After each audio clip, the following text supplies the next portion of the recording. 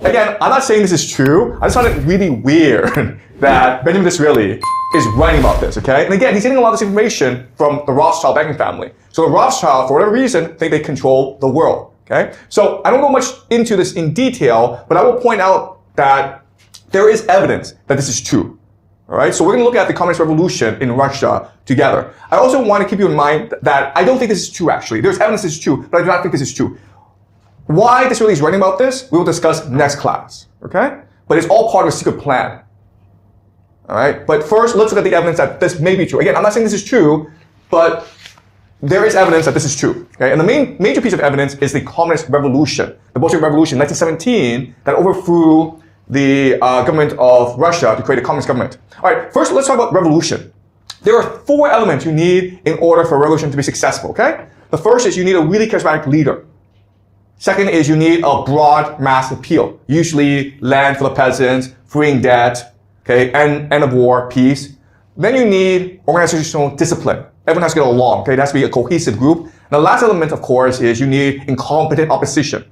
Your enemy is a moron, okay? And of course, the classic example of this is Mao Zedong versus Chiang Kai-shek, okay? Mao Zedong was a charismatic leader with a very strong organization, and Chiang Kai-shek, even though he had a huge army, even though he had the American army, even though he had all sorts of benefits, he was a moron, okay? And that's why he lost. All right, so the same is true for the Russian Revolution. This is Vladimir Lenin. He's not charismatic, but he is extremely focused. He's fanatical. And this is Leon Trotsky, who is very charismatic. He's a great speaker, and he's a Jew, okay? So I will point out that in 1917, he helped lead the revolution. But before that, he was actually in the United States. He had an apartment in New York City paid for by wealthy Jewish bankers. His uncle is a very wealthy Jewish industrialist in Ukraine, okay? So he's part of this transnational capital network. And even though he himself is a revolutionary, he hates capitalism. If someone gives you money, you cannot help but be influenced by that person, okay? That's just a reality. All right, so October 1917 is when the Bolsheviks launched a revolution and they seized power. And then a month later, they organized an election. And as you can see, they are actually not the most popular party in Russia. They only have about 23% of the vote. The socialist revolutionaries actually have much more popularity than they do. They're at 37%. And then you have all these different groups. The Ukrainians, the cadets who are liberals, the Bolsheviks, the Cossacks. So at this point in history, Russia is divided into so many different groups. You have different ethnicities, you have different political programs, you have different orientations, okay? And this is what will launch the Great Civil War, okay? And at this time in history, remember, the Bolsheviks only control a certain part of Russia. They are the official government, but they only control a small part. And the White Army, which is a combination of the liberals and monarchists, they have a much more stronger military. And also at the same time, you have all these different ethnic groups, the Ukrainians rebelling against the Bolsheviks, including the Polish. But over the next 5 years, slowly, the Bolsheviks will obtain absolute power. And so the question is, how do they do that?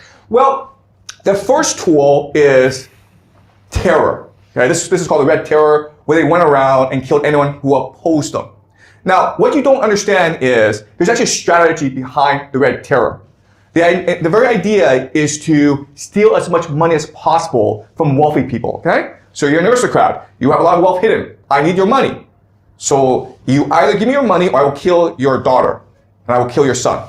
And then I will kill your wife, okay? So it's your choice. Give me all your money or I'll kill everyone in your family. So the Bolsheviks were fanatical about this, and that's why they won the war. Leon Trotsky organized the Red Army in the war against the White Army. Okay, there were also the Greens, which were these peasants. So there was a lot. So the Bolsheviks were far behind. So how did the Bolsheviks, the Red Army, win the war? Well, guys, they had a lot of help. Okay, they had a lot of mercenaries coming to the country, tens of thousands of mercenaries to help them, especially the Chinese mercenaries, the Latvians, the Hungarians. Okay, why? How did they get all this money? Transnational capital. Wall Street and the city of London were bankholding the Soviets. Why were they doing that?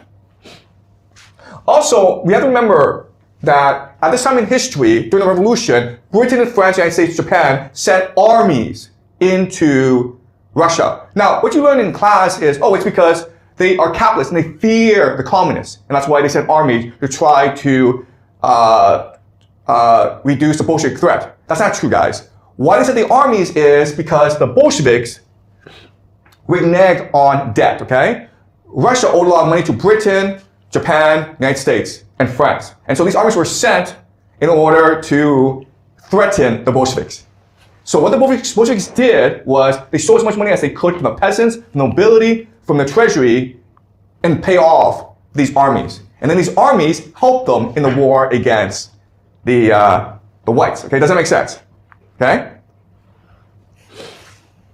All right, so let's summarize what we've just learned. Now, what you're taught in history class is America and Britain needs Russia in war against Germany, and that's why, and the Germans control the Bolsheviks, and that's why Britain and America would not support the Bolsheviks. And the counter argument is, no, it's transnational capital that has influence over Anglo-American foreign policy. Okay, do you understand?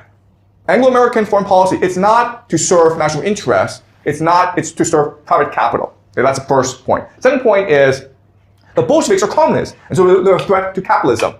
And the counter argument is, actually, transnational capital cares about profit. They don't care about ideology. All right? What drives them is money, not ideas. And the third argument is, the Bolsheviks hated imperialism and capitalism, so they would refuse to work with Wall Street and the City of London. And the counter argument is that they believe that the ends justify the means. We just have to do what we need in order to obtain power. Then we can create our socialist paradise, okay? All right. All right. So this is a book called Wall Street and the Russian Revolution. A historian by the name of Richard Spence. He spent a lot of time collecting documents that show that, in fact, transnational capital were helping the Bolsheviks win power in Russia. Why? Because they believe in the Bolsheviks? No. Because transnational capital, first and foremost, steals. You understand? They like revolution because revolution is an opportunity to steal as much as you can. Okay? You can buy things really cheaply during a revolution. And this is his argument. All right, so let's read a couple passages from his book. So, Amber, can you read, please? The pro-Bolshevik faction on Wall Street had a most outspoken pitchman in the aforementioned William Boyce Thompson. Departing Petrograd, he arrived back in the States on Christmas Day in 1917. On 18th January, he sat for an interview with a representative of Dow Jones and published in the Wall Street Journal. Wall Street Journal, of course, is the newspaper of Wall Street. Keep on going. Despite the fact that Bolsheviks had proclaimed an armistice on the Eastern Front and opened peace negotiations with Berlin, Thompson insisted that the Russians would never conclude a separate peace. Okay, so he's just lying to people, okay? The Bolsheviks want peace with Germany. They promise peace to the people. That's why they're popular. And these Wall Street bankers are just lying to American people. Okay, keep on going. He pooh-poohed reports that there was anarchy in Russia and said that the Russian people were trying to adopt socialism as the basis of their government. If they were allowed to succeed, an extremely democratic, well-managed country will emerge. In other words, an excellent business environment. Okay, so what the Bolsheviks basically did was they took all the gold they had to bribe Wall Street so that Wall Street would go and brainwash American people, okay? That's the strategy here. All right, can you read, Alan? Yeah.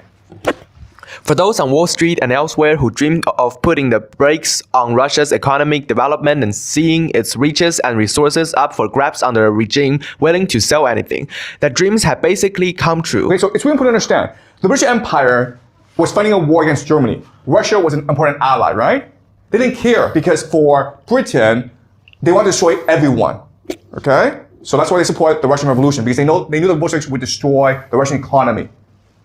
So, keep on going. From 1918 through early 1921, Bolshevik war communism reduced Russia to an economic based on barter and robbery. Besides the abolition of private trade and the destruction of the monetary system, the Red regime embarked on a massive looting campaign, ransacking palaces, bank vaults, churches, and museums. They expropriate every valuable they could get their hands on and stash it all in a new state treasury. By the close of 1921, an estimate $450 million in valuable had been sequestered there. With more to come, much of it destined to be fenced abroad for a fraction of its value in capitalist hard currency. So this is how empire works, guys, okay? They destroy nations in order to steal as much as they can. What happens afterwards, they don't care.